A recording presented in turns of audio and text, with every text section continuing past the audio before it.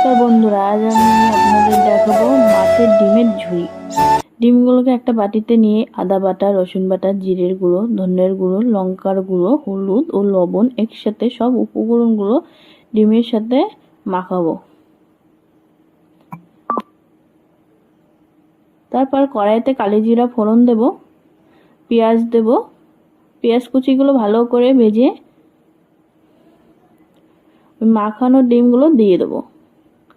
দিয়ে দেওয়ার পর ভালো করে নাড়বো। নাড়বার পর হালকা পরিমাণে একটু জল দিয়ে দেবো। জল দিয়ে দেওয়ার পর যখন একটু শুকনো শুকনো হয়ে আসবে, ঝরঝরে হয়ে আসবে, তখন একটু শাহি গরম মশলা দিয়ে দেবো। হয়ে গেল ডিমের ঝুড়ি। তো নামিয়ে নেব। আমার এই রেসিপিটি কেমন লেগেছে বন্ধুরা কমেন্টে জানাবেন।